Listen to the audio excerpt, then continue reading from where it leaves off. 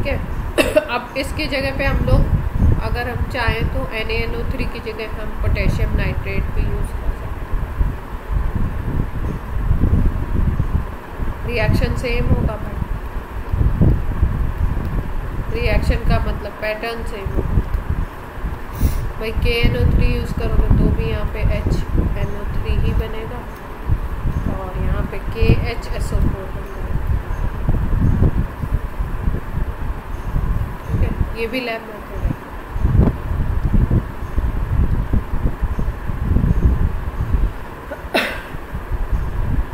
Next देखो एक process और हम लोग यूज़ करते हैं,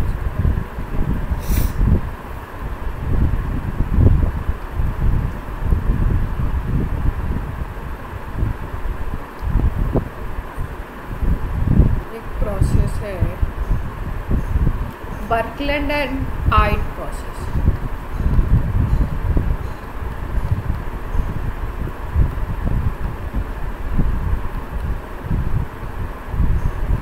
बनाना HNO3 है। प्रोसेस कैसे कैसे होगा इसमें हम लोग ओस्टवाल प्रोसेस में हम लोगों ने अमोनिया और ऑक्सीजन लिया था इनिशियल। इसमें हम लोग क्या करेंगे, नाइट्रोजन और ऑक्सीजन को कंबाइंड करें 3000 डिग्री सेंटीग्रेड पे अप्रॉक्सीमेटली। इलेक्ट्रिक आर्क प्रोड्यूस करेंगे तो ये कन्वर्ट हो जाएगा NO। हीट आपको देनी पड़ेगी, माइनस हीट लिखा हुआ है, मतलब कैसा प्रोसेस है, एंडोथर्मिक। दिख ही रहा है आपको 3000 टेम्परेचर क्रिएट करना पड़ेगा। तो पहले क्या बन जाएगा इसमें NO। अब फिर उसके बाद बाकी जो प्रोसेस होगा वो सेम होगा। NO का आप क्या करोगे, फिर से ऑक्सीडेशन करवाओगे और वो किस में कन्वर्ट होगा, NO2। बाकी प्रोसेस सेम है, पहला रिएक्शन डिफरेंट था। बर्कलैंड हाइट में नाइट्रोजन ऑक्सीजन हाई टेम्परेचर पे कंबाइंड करा के NO बनाया आपने, और यहाँ पे आपने क्या किया था, जो ओस्टवाल्ड प्रोसेस था, यहाँ पे अमोनिया और ऑक्सीजन को कंबाइंड कराया था। नाइट्रोजन की जगह अमोनिया ले लिया। प्लैटिनम का आपने गैस यूज़ किया था, उसको यूज़ करके हम लोग रिएक्शन करवाते हैं और क्या बनाते हैं, NO बनाते हैं। यहाँ पे N2 और O2 यूज़ करके NO बनाया, फिर NO से NO2, और फिर थर्ड प्रोसेस वही है सेम टू सेम। NO2 से फिर वाटर एब्जॉर्प्शन करवाएंगे उस पर, तो HNO3 बन जाता है और HNO2 बनता है, 2 एसिड्स बनते हैं। ये तो नाइट्रिक एसिड है, इसको क्या बोलते हैं हम लोग, नाइट्रस एसिड।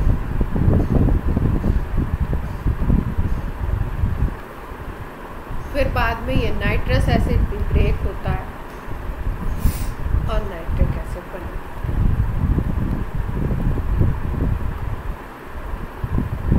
NCERT में नहीं है लेकिन कभी कभी पूछ लो, ठीक है। बर्कलैंड हाइट प्रोसेस कभी कभी पूछा गया है कि आप अगर ओस्टवाल्ड का एक वैसा प्रोसेस बताओ जिसमें बाकी स्टेप सेम है और आपको इनिशियली अमोनिया की जगह नाइट्रोजन।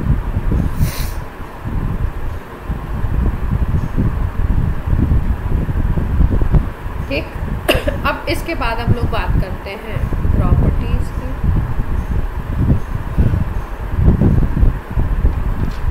प्रॉपर्टीज़ की अगर बात करें तो HNO3 कैसा होता है, कलरलेस लिक्विड होता है। और लैब वगैरह में या ऐसे भी अगर आप देखो इसको, तो अगर ये सनलाइट अगर इसके ऊपर थोड़ी बहुत पड़ रही है ना, तो वैसे तो ये कलरलेस लिक्विड है, ओरिजिनल मतलब है अगर तो। लेकिन अगर इसके ऊपर सनलाइट पड़ता है तो ये डिग्रेड हो जाता है, डिग्रेड होके डिकम्पोज हो जाता है, और डिकम्पोज होने के बाद येलो कलर लिक्विड, मतलब ये इसका कलर क्या हो जाता है, चेंज हो जाता है, येलो कलर का। और HNO3 जैसे जब आप यूज़ करो लैब में कभी भी, तो स्किन क्योंकि हमारी किससे, प्रोटीन से बनी हुई होती है, तो प्रोटीन से जैसे ही HNO3 रिएक्ट करता है वैसे ही एक ज़ैंथोप्रोटीन करके कंपाउंड बनाता है, वो होता है येलो कलर का। तो जैसे ही हमारे स्किन से टच करता है ये हमारे इस पे स्किन के ऊपर येलो कलर के स्पॉट देता है, ठीक है। तो इसको हम लोग HNO3 को प्रोटीन के टेस्ट के लिए भी यूज़ करते हैं। लैब से जो बनाया हमने वो कितना % बनता है, 68%, या सॉरी लैब में जो हम लोग यूज़ करते हैं,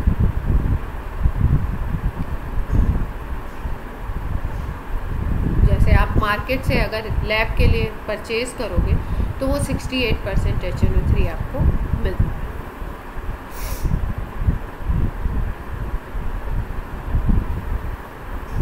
और ये कैसे काम करता है, स्ट्रॉन्ग ऑक्सीडाइजिंग एजेंट की। कुछ मेटल्स ऐसे हैं जिनसे रिएक्ट नहीं करता, जैसे कि नोबल मेटल्स जिनको गोल्ड, प्लैटिनम, इनके ऊपर ये अटैक नहीं करता है। बाकी सारी जितने मेटल्स हैं उनके ऊपर अटैक करता है, उनसे रिएक्शन शो करता है। नॉन मेटल से भी रिएक्शन शो करता है, नॉन मेटल को भी ऑक्सीडाइज करता है।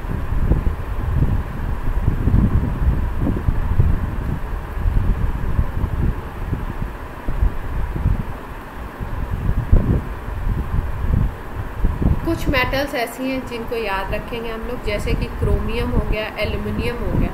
अगर इसकी कंसनट्रेटेड नाइट्रिक एसिड से रिएक्शन करवाते हैं तो ये कंसनट्रेटेड नाइट्रिक एसिड में ये मेटल्स डिज़ोल्व नहीं होते। इसका रीज़न ये है कि इनके ऊपर ऑक्साइड की लेयर बन जाती है। HNO3 से जैसे ही रिएक्ट करेगा क्या होगा, ऑक्साइड लेयर फॉर्मेशन हो जाएगा।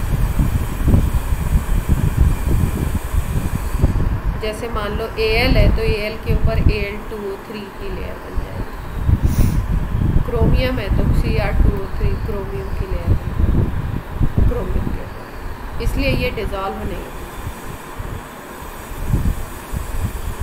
अब कौन कौन से मेटल से रिएक्ट करके ये क्या क्या किस तरीके के प्रोडक्ट देता है ये भी याद रखने होते हैं, क्योंकि इसमें क्या होता है कई बार आपका कॉन्सेंट्रेटेड, डाइल्यूट, अगर हम कंसंट्रेशन चेंज करते हैं तो उसकी बेसिस पे ये अलग अलग प्रोडक्ट देता है, इसलिए हमको याद रखना ज़रूरी है। तो कंसंट्रेशन अगर हम चेंज करेंगे तो प्रोडक्ट क्या हो जाएगा, चेंज हो जाएगा। जैसे मैग्नीशियम और Mn से रिएक्शन अगर हम करवाएं तो मैग्नीशियम Mn से रिएक्शन करने पे ये आपका नाइट्रेट बनाता है और हाइड्रोजन गैस रिलीज करता है। नाइट्रेट बनाएगा और क्या करेगा, hydrogen gas release.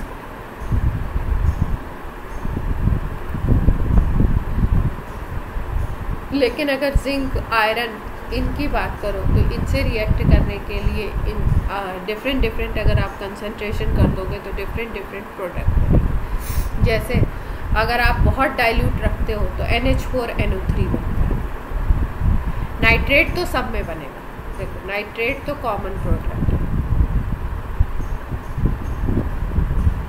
Common product मतलब सारे रिएक्शंस में अगर ये मेटल्स रिएक्ट कर रहे हैं नाइट्रिक एसिड के साथ तो नाइट्रेट तो कॉमन प्रोडक्ट है, वो तो बनेगा ही बनेगा। और उसके साथ साथ एडिशनल क्या बनेंगे वो हमें याद रखना है। तो एडिशनल में वेरी डाइल्यूट अगर नाइट्रिक एसिड लोगे तो NH4NO3 प्रिपेयर होगा। अगर डाइल्यूट लोगे तो N2O लाफिंग गैस प्रिपेयर होगी, और अगर कॉन्सेंट्रेटेड लोगे तो NO2 गैस निकलती है। क्लियर है इतनी बात?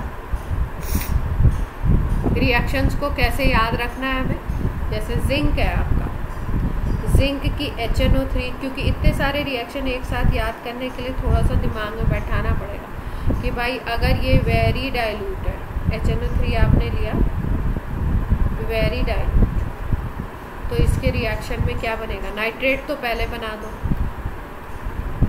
एक प्रोडक्ट ये हो गया।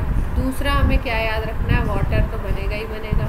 तीसरा हमें याद रखना है NH4NO3 ammonium nitrate very dilute के साथ। डाइल्यूट के साथ अगर हम बात करें तो NH4NO3 को हटा दो, बाकी सब सेम रहेंगे, उसकी जगह N2O बन जाएगा। और अगर कॉन्सेंट्रेटेड आप ले लेते हो तो ना तो N2O बनता है ना NH4NO3 बनता है, इसमें गैस निकल जाती है, कौन सी, NO2 ब्राउन कलर गैस निकलती है।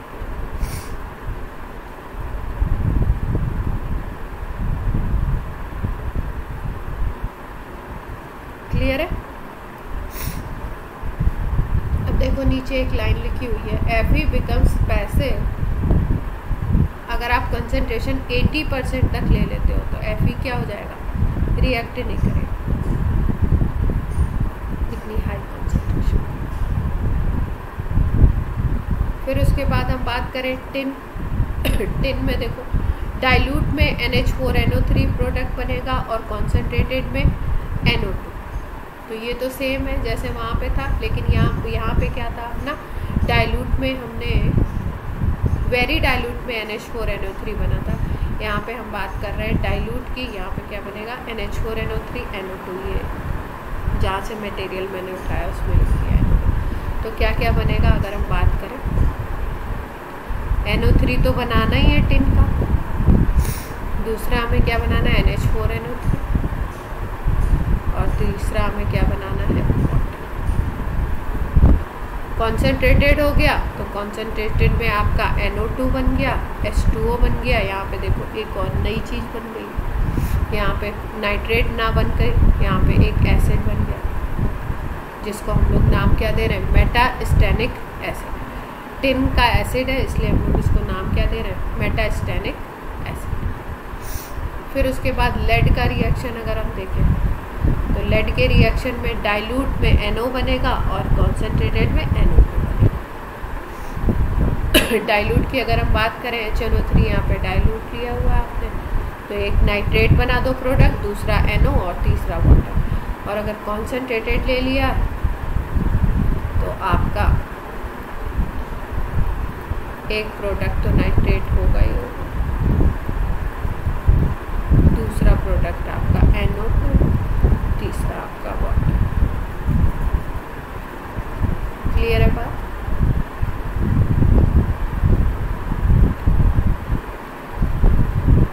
देखो जिसको बैलेंस रिएक्शन याद हो जाए वो तो अच्छी बात है, नहीं याद हो रहा है तो आप क्या करो, कम से कम प्रोडक्ट तो याद रखने ही पड़ेंगे कि भाई लेड से रिएक्ट कर रहा है, डाइल्यूट है, कंसंट्रेटेड है, तो क्या क्या है। इसके बाद अगर हम बात करें कॉपर, Ag, Hg, इनकी बात करें तो इनके रिएक्शंस होते हैं आपके डाइल्यूट और कॉन्सेंट्रेटेड में डाइल्यूट में NO बनेगा और कॉन्सेंट्रेटेड में NO2 बन जाएगा।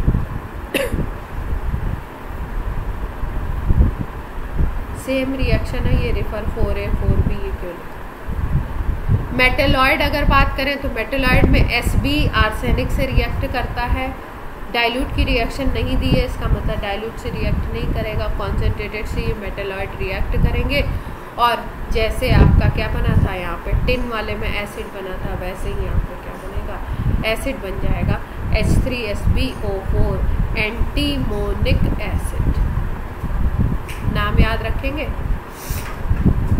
अगर आर्सेनिक हो जाता है यहाँ पे तो क्या बन जाता है H3AsO4।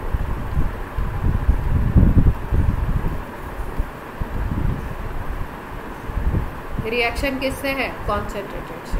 NO2 बनाना है कॉन्सेंट्रेटेड में। अब आप ध्यान रख सकते हैं कि जहाँ पे भी कॉन्सेंट्रेटेड हमने यूज़ किया वहाँ पे एक प्रोडक्ट NO2 होगा ही होगा, ब्राउन गैस निकले।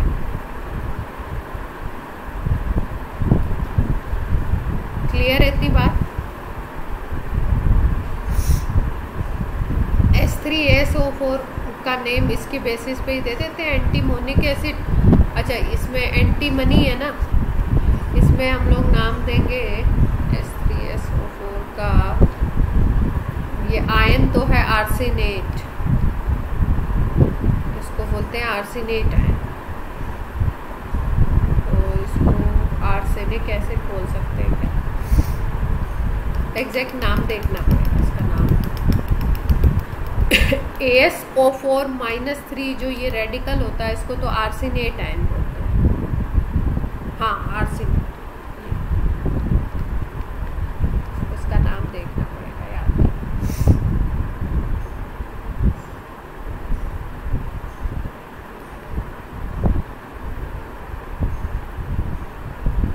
क्वेश्चन मार्क लगाते हैं, देख के बताओ। नेक्स्ट अगर हम बात करें कॉन्सेंट्रेटेड नाइट्रिक एसिड की, तो नॉन मेटल से भी ये रिएक्ट करता है और डिफरेंट कंपाउंड्स बनाता है। जैसे कि अगर आयोडीन से रिएक्ट कर जाए तो HiO3 बनाता है। सब में देखो सारे में NO2 कॉमन है, वाटर कॉमन है, सब में वाटर तो बनेगा ही बनेगा। डिफरेंट क्या क्या है देखो, ये सारे नॉन मेटल्स हैं, I2 भी, कार्बन भी, सल्फर भी और फॉस्फोरस भी। सारे के सारे आपके नॉन मेटल्स हैं, एक एक प्रोडक्ट इसमें डिफरेंट हो जाएगा जो इसके करस्पॉन्डिंग बनेगा। जैसे ये है HiO3, आयोडिक एसिड बोलते हैं इसको।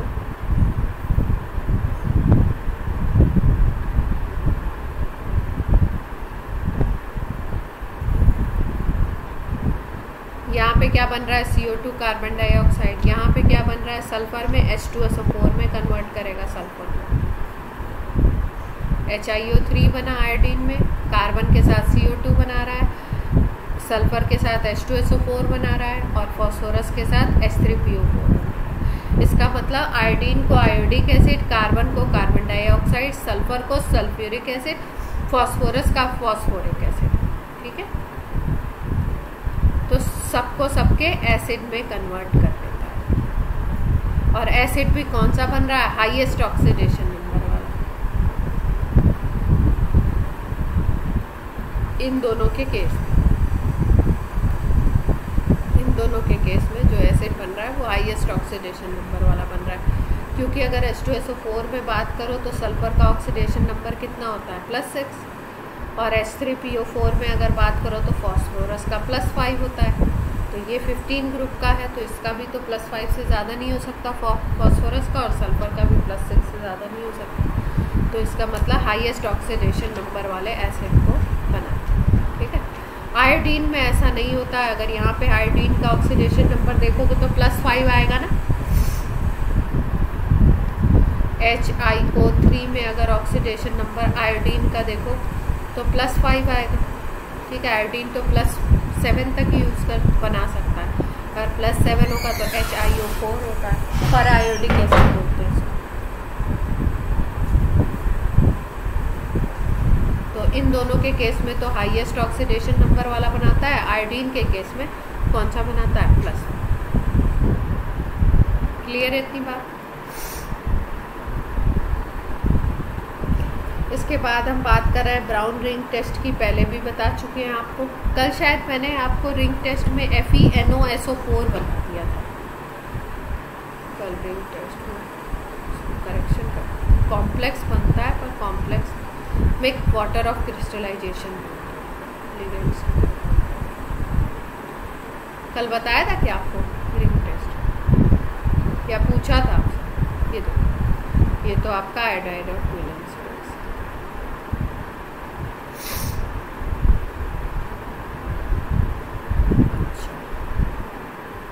लग रहा है कहीं पे मैंने बताया होगा कि FeNOSO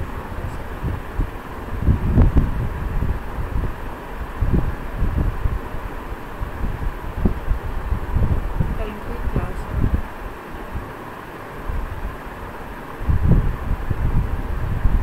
ये बताया, देखो ये FeNOSO4 बताया ना, ये नहीं बनता है, कॉम्प्लेक्स कंपाउंड बनता है, प्लस इसमें लिगेंड की तरह काम करेगा आपका वाटर, लिगेंड की तरह वाटर। हाँ, FeNOSO4 फॉर्मूला नहीं, इसको करेक्ट कर लेना आप लोग, क्योंकि मेरा ये तो मेरे पास करेक्ट हो रहा है ना, तो PDF में आपके पास जा चुका है उसका करेक्शन।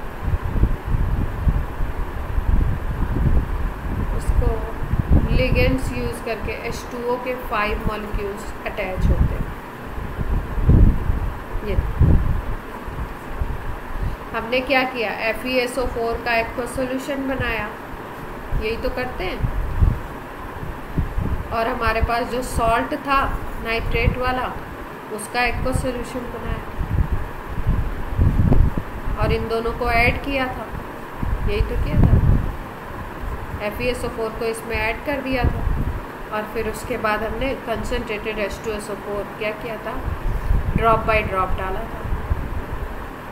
तब हमें कैसी रिंग मिली थी, ब्राउन रिंग मिली थी। ठीक है, तो ये जो ब्राउन रिंग होती है ये होती किसकी है, FeH2O5NO की। यहाँ पे जो SO4 था वो बाहर की तरफ होगा। अगर हम इस रिएक्शन को पूरा लिखें तो हम इसको ऐसे लिख सकते हैं। बेसिकली होता क्या है, FeSO4 में Fe+2 आयन्स होते हैं। ठीक है। और जो नाइट्रेट होता है उसमें NO3 माइनस आयन होते हैं, तो इसके NO3 माइनस आयन Fe+2 को ऑक्सीडाइज करते हैं। एसिडिक मीडियम की प्रेजेंस में इसको क्या करते हैं, ऑक्सीडाइज कर देते हैं।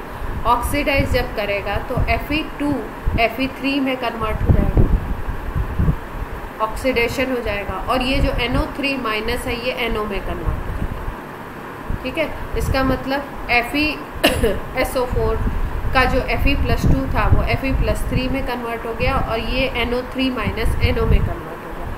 अब ये NO जो होगा वो आपका रिएक्ट करेगा आयरन वाले से, और आयरन से रिएक्ट करके कॉम्प्लेक्स बनाएगा।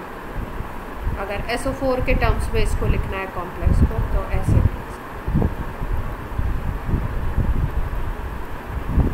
SO4 बाहर एग्जैक्ट कॉम्प्लेक्स, ठीक है।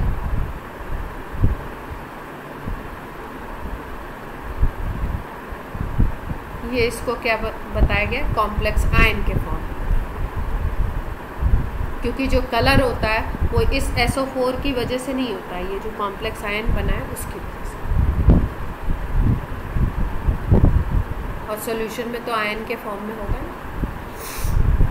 क्लियर है बात? टेस्ट तो आपको बता ही चुके हैं, तो इसमें कोई दिक्कत है नहीं।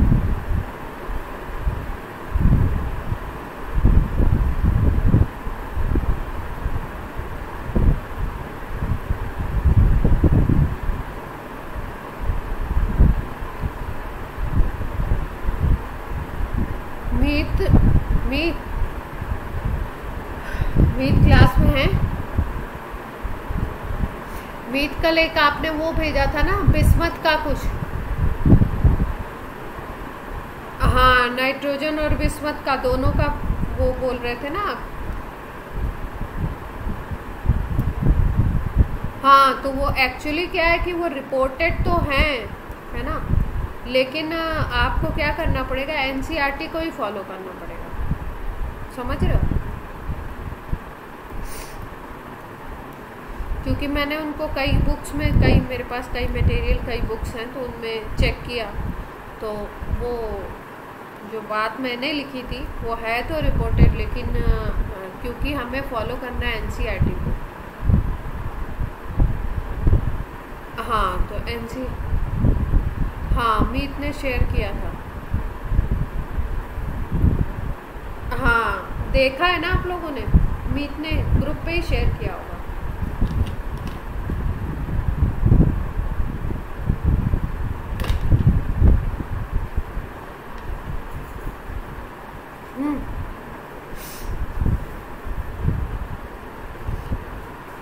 NCERT में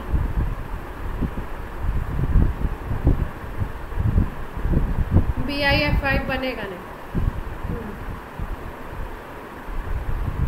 एक्चुअली क्या होता है, कई जो बुक्स हैं या कई जो बुक्स, बेसिकली मटेरियल तो बात अलग है, मटेरियल तो इंस्टीट्यूट वाले बनाते हैं, वो भी बुक्स से ही बनाते हैं। कई जो बुक्स हैं ना वो जो स्टेबल प्रोडक्ट होते हैं उनको ही मेंशन करते हैं।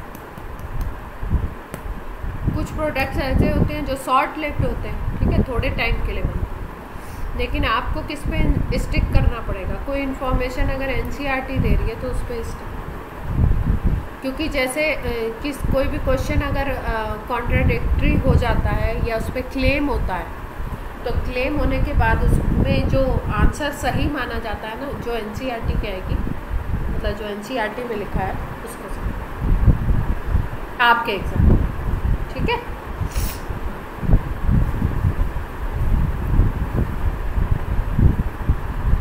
इसलिए हमें जो उसमें रिपोर्टेड है उसको ही इम्पोर्टेंस देनी होती है।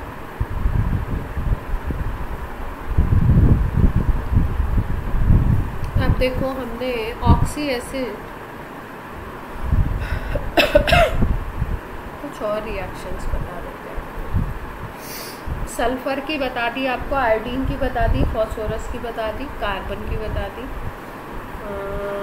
और किसका है,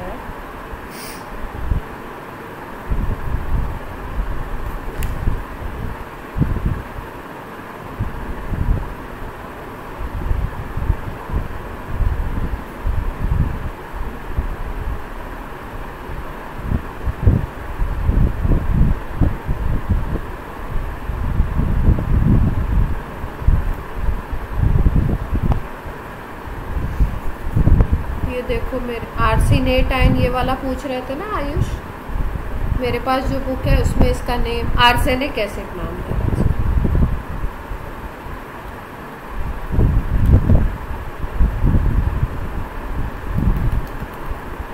मेटल के बेसिस पे ही क्या नाम दे, इसको नाम दे दिया इन्होंने आर्सेनिक एसिड,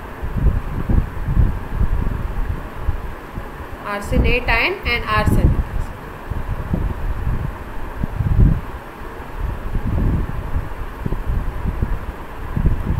तो हमने आर्सेनिक मेटलॉइड में आपका ये एसबी से देख लिया और आपका आर्सेनिक से देख लिया, टिन से पहले ही हो गया था, टिन से रिएक्शन यहाँ पे देख लिया हमने, नॉन मेटल से देख लिया, लेड से देखा, और कुछ और इम्पोर्टेंट अगर लगता है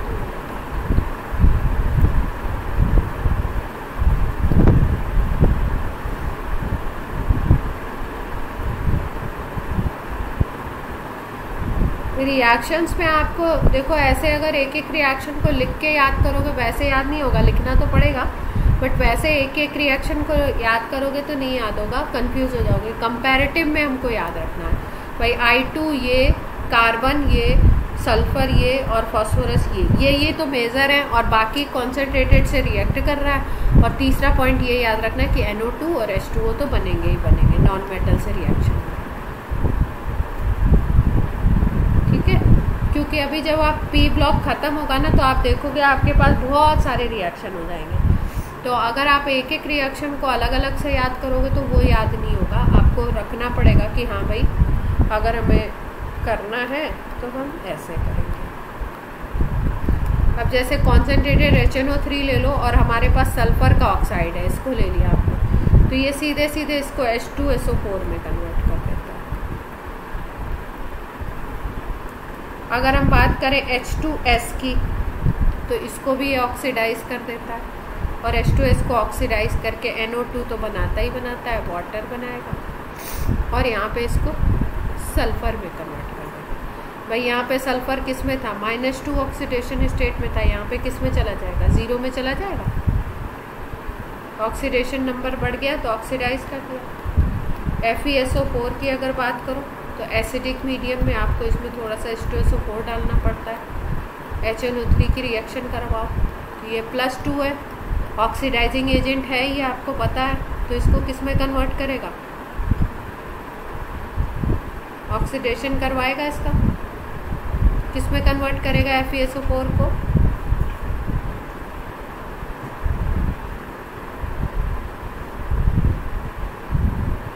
FeSO4 को किस में कन्वर्ट कराएगा, ऑक्सीडेशन होगा।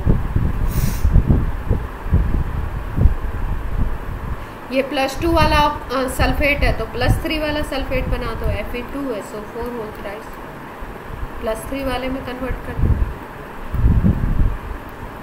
भाई आयरन +2 +3 यही तो शो करता है मोस्टली अपने कंपाउंड। अब अगर हम बात करें सपोज हम Ki से करवाते हैं HNO3 का रिएक्शन, ठीक है, तो यहाँ पे I को देखो किस में है, -1 में, ऑक्सीडेशन करेगा, ये काम करेगा किसका, ऑक्सीडेशन का, तो ऑक्सीडेशन नंबर इंक्रीज करता है और इंक्रीज करने पे यहाँ पे I2 रिलीज होता है।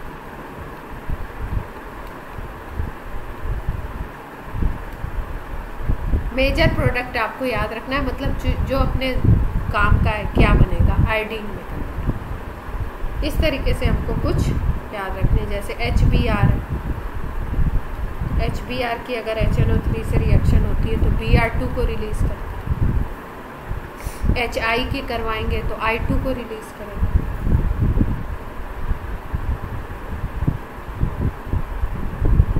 क्लियर है बात।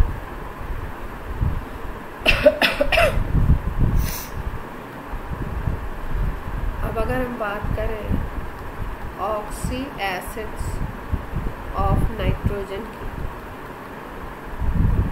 तो दो तो हमें पता ही है, एक तो आपका HNO3 था और दूसरा हमें कौन सा पता है, HNO2 पता है। इसको क्या बोलते हैं, नाम क्या देते हैं, नाइट्रिक एसिड। इसको क्या नाम देते हैं हम लोग, नाइट्रस एसिड। कुछ और भी होते हैं, जैसे कि एक का फॉर्मूला होता है H2N2O2, या इसको HNO भी लिखते हैं शॉर्ट में। एक होता है आपका H4N2O4, या इसको शॉर्ट में ऐसे भी लिख सकते हैं। ये वाला जो है H2N2O2, इसको बोलते हैं हाइपो नाइट्रस एसिड। ठीक है, ये फॉर्मूलाज हमें क्यों पता होने चाहिए, क्यों याद होने चाहिए, क्यों? क्योंकि अक्सर करके ऑक्सीडेशन नंबर पूछ लेंगे आपसे, बेसिसिटी पूछ लेंगे, इस तरीके की चीज़ें पूछते हैं। तो इसमें नाइट्रोजन का ऑक्सीडेशन नंबर क्या होगा, ज़रा बताइए।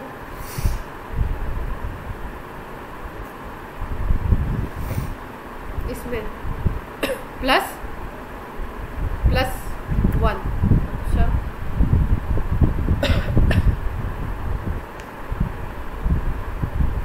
और दूसरा वाला जो है इसको बोलते हैं हाइड्रोक्सी नाइट्रस एसिड।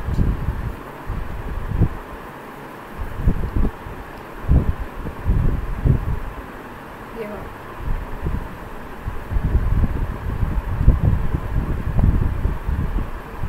इसमें तो पता ही है +5 होती है।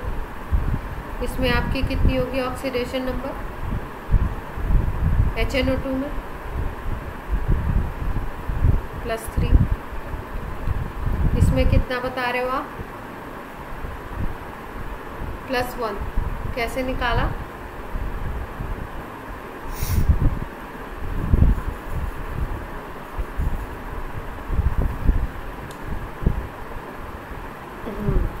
ठीक है, +1। इसमें H4N2O4 में +2। और बात करते हैं और किसकी, पर नाइट्रस एसिड। किसी भी एसिड के प्रीवियस में आपका ये वर्ड यूज़ किया गया है पर का मतलब होता है परऑक्सी बॉन्ड। किसकी बात हो रही है? परऑक्सी बॉन्ड। परऑक्सी बॉन्ड जानते हैं ना, कौन सा होता है परऑक्सी बॉन्ड? Peroxide bond, sorry. कौन सा होता है परऑक्साइड बॉन्ड? हाँ, 2 O सिंगल बॉन्ड से। परऑक्साइड बॉन्ड की अगर हम बात करें तो इसमें 2 O सिंगल बॉन्ड से अटैच होते हैं। ठीक है, जैसे हम बोलते नहीं है हाइड्रोजन परऑक्साइड, तो H2O2 फॉर्मूला होता है। हम बोलते हैं बेरियम परऑक्साइड, तो BaO2 ना। आपका अगर सोडियम परऑक्साइड तो Na2O2। परऑक्साइड बॉन्ड होगा, और अगर इसमें ऑक्सीजन बोलो तो ऑक्सीजन किस ऑक्सीडेशन स्टेट में होती है? ऑक्सीजन इसमें किस ऑक्सीडेशन स्टेट में होती है? Peroxide bond.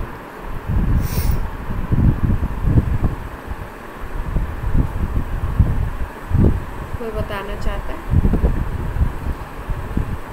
हाँ, ऑक्सीजन की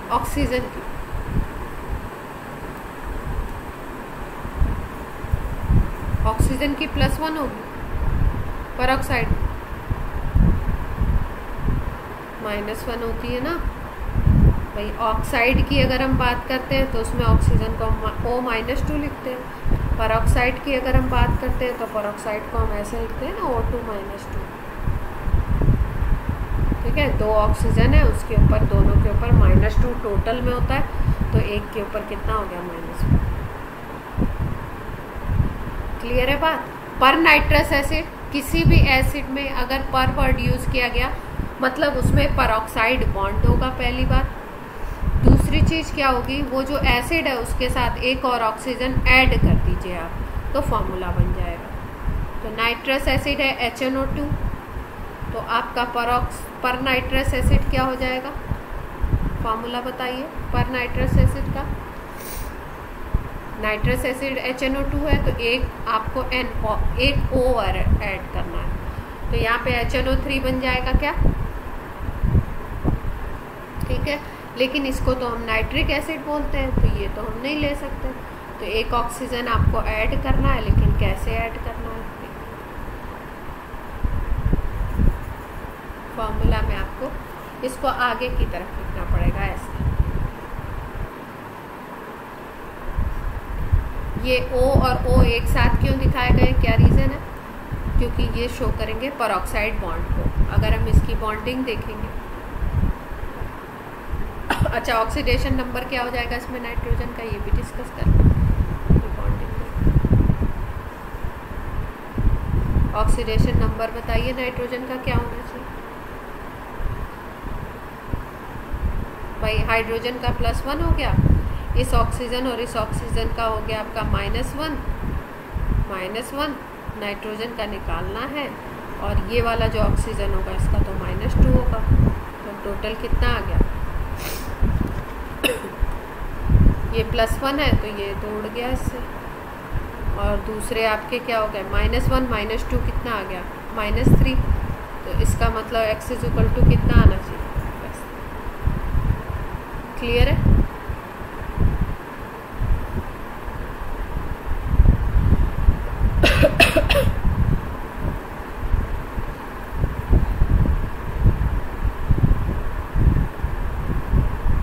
अब इसकी बॉन्डिंग देख लेते हैं। अगर हम पर नाइट्रस एसिड की बॉन्डिंग देखें तो कैसे बननी चाहिए? अगर एक आपको पेरोक्साइड बॉन्ड बनाना है, अगर सिंपल हम जैसा फॉर्मूला लिखा उसके हिसाब से देखें,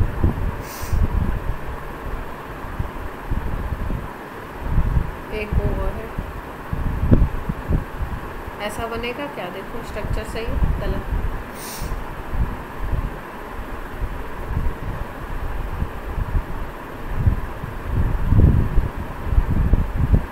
सही है, ये गलत है स्ट्रक्चर?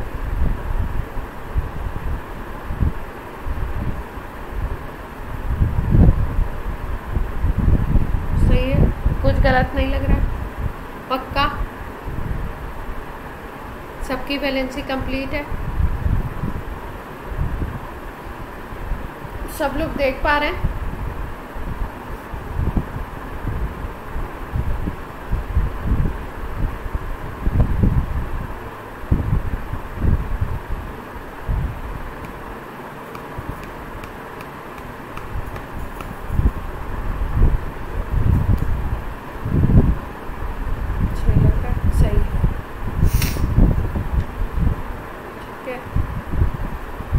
अब पर नाइट्रिक एसिड अगर बोल दें तो क्या हो जाएगा फॉर्मूला? एक और बच गया है, कहाँ लिख दूँ? यहाँ पे लिख दूँ। पर नाइट्रिक एसिड बोल दें तो क्या हो जाएगा फॉर्मूला?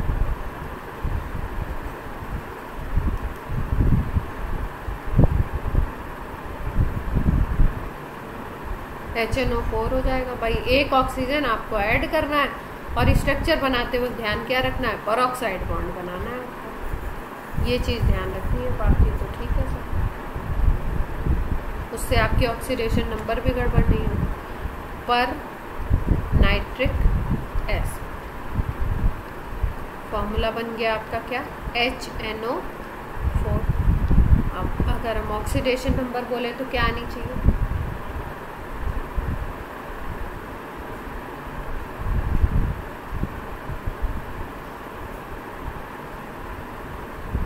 +7। फिर से सोचो।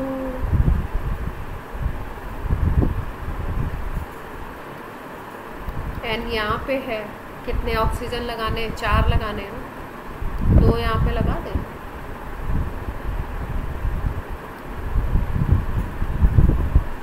ऐसा होगा क्या?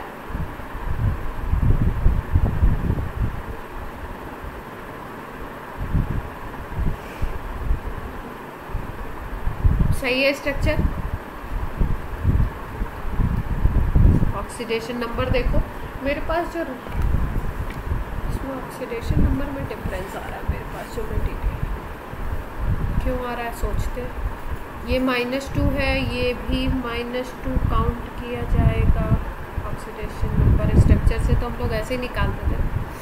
ये -2 है, ये भी -2 काउंट किया जाएगा। ये -1 है, ये -1 है, ये +1 है ना? तो ये और ये तोड़ जाएंगे एक दूसरे से। अब क्या बच गया? -5 बच गया ना, तो +5 आना चाहिए। लेकिन हमारे पास जो रिपोर्टेड है वो दे रहा है पर नाइट्रिक एसिड का दे रहे हैं ये +6 कैसे दे रहे हैं?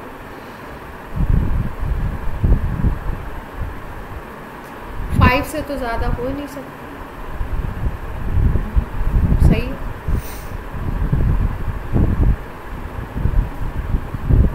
फाइव से तो ज़्यादा हो ही नहीं सकती, +6 तो गलत। ठीक है, तो स्ट्रक्चर से समझ गया। स्ट्रक्चर से निकालने आता है ना सबको ऑक्सीडेशन नंबर?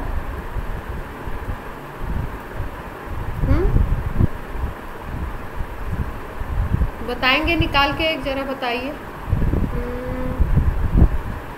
H2SO8 है, इसमें सल्फर का निकालना है।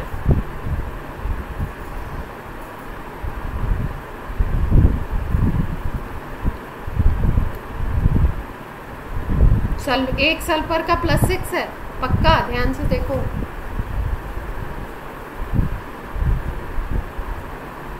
तो स्ट्रक्चर बना लो।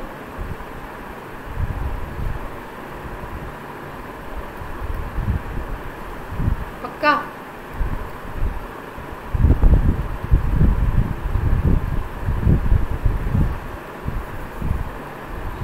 ये बनता है। स्ट्रक्चर ठीक बना है गलत बना? देखो ऑक्सीजन के 8 हो गए, कम लग रहे हैं ना? कितने हुए? 3 + 3 6 ही तो हुए।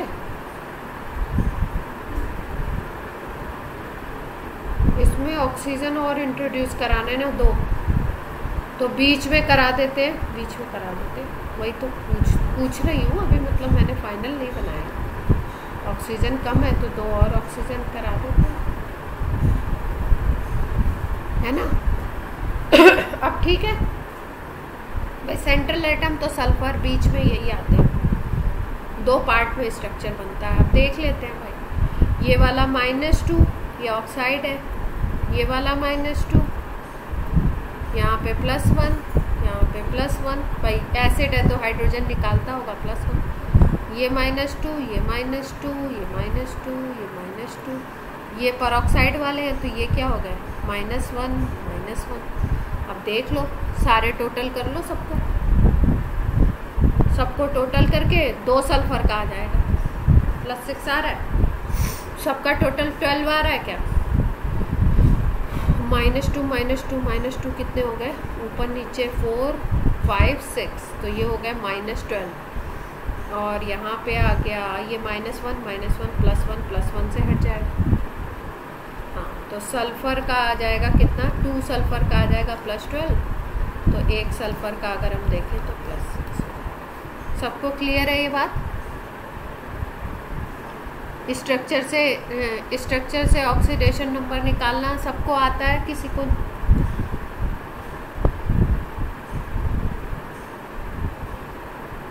आता है ना? H2SO5 में भी ऐसे ही कर लेंगे, स्ट्रक्चर बना के देख लेंगे। हाँ, और निकाल। ये अपना टॉपिक रिलेटेड नहीं था।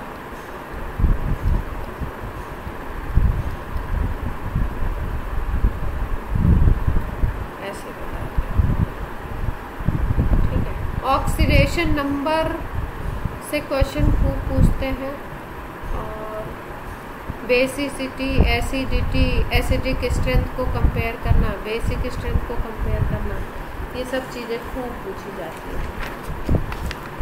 आजकल क्वेश्चन कंपैरिजन वाले खूब दे रहे हैं, मतलब उनको एक ही क्वेश्चन में बहुत कुछ पूछ लेना है। तो उसके लिए क्या करते हैं कि अब जैसे मान लो हमने केन शुगर ले ली, केन शुगर से रिएक्शन होगा, तो केन शुगर का फॉर्मूला बताइए जरा।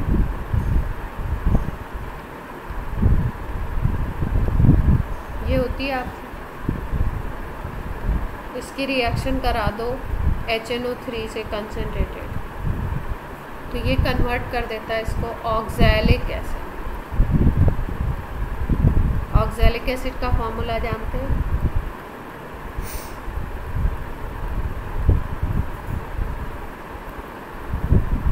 ऑक्सैलिक एसिड का फॉर्मूला जानते हैं, COH सिंगल बॉन्ड COH, ठीक है, डाई कार्बोक्सिलिक एसिड है। क्रिस्टल फॉर्म में ऐसे मिलता है .2H2O, 2 वाटर ऑफ क्रिस्टलाइजेशन, ठीक है। तो HNO3 की अगर रिएक्शन करोगे तो क्या बना लेगा, ये ऑक्सैलिक एसिड बना, ऐसे भी लिखता है। बैलेंस रिएक्शन अगर हम लिखते हैं तो यहाँ पे 36 लिखेंगे, यहाँ 6, यहाँ पे 36,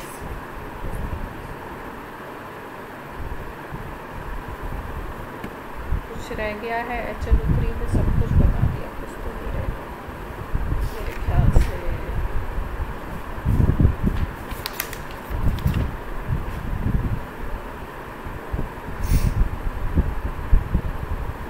प्रोटीन टेस्ट में आप इसको यूज़ कर सकते हैं। स्किन पे अगर गिर जाता है आपका HNO3 टच हो जाता है तो येलो स्पॉट देता है।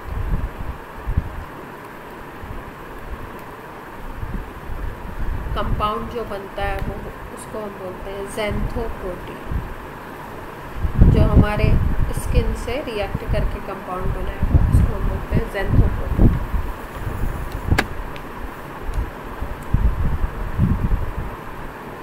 बहुत सारे ऐसे कंपाउंड्स हैं, बहुत सारे ऐसे मटेरियल हैं जिनके ऊपर अगर HNO3 डाल दो आप तो फायर लग जाता है ना। इसका मतलब ये समझो कि कितना स्ट्रॉन्ग ऑक्सीडाइजिंग एजेंट है ये। अच्छा, एक कंपाउंड है NO2Cl,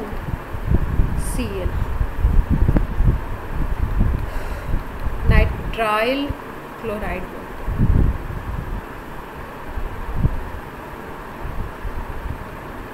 इसका स्ट्रक्चर कोई बना सकता है?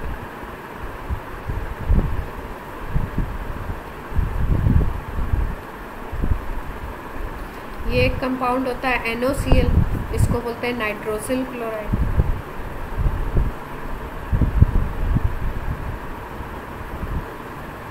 और इसको NO2Cl को बोलते हैं नाइट्राइल क्लोराइड। नाइट्राइल क्लोराइड का स्ट्रक्चर बना सकते हैं?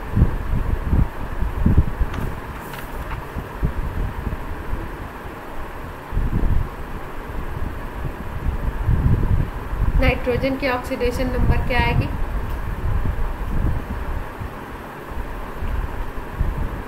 +5।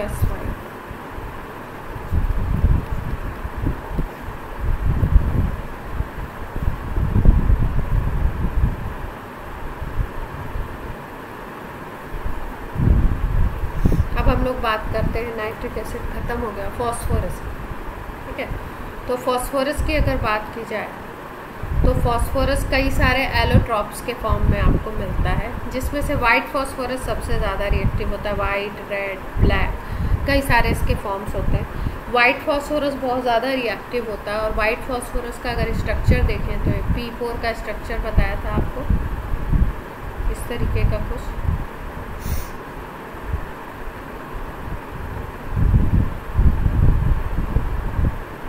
और इसमें जो बॉन्ड एंगल होता है वो होता है आपका 60 डिग्री का, ये वाला जो बॉन्ड है। अगर हम बात करें P बॉन्ड की, तो इसका एंगल कितना होता है? 60 डिग्री, ठीक है। कुछ इस तरीके का मॉलिक्यूल होता है कि इसमें बहुत हाई स्ट्रेन होता है, उसकी वजह से ये बहुत जल्दी क्या होता है, ब्रेक हो जाता है। P4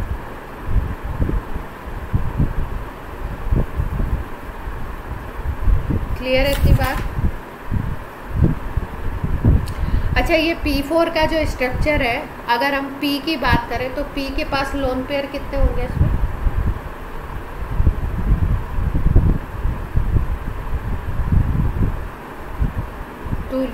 टू लोन पेयर होंगे, 1 लोन पेयर होंगे ना भाई। 1 2 3 बॉन्ड बना ले रहा है, ये भी 1 2 3 बॉन्ड बना रहा है, तो एक एक लोन पेयर होगा सबके पास। सबको क्लियर है ये बात? एक बार क्वेश्चन आया हुआ है कि P4 में आपके टोटल लोन पेयर बताओ,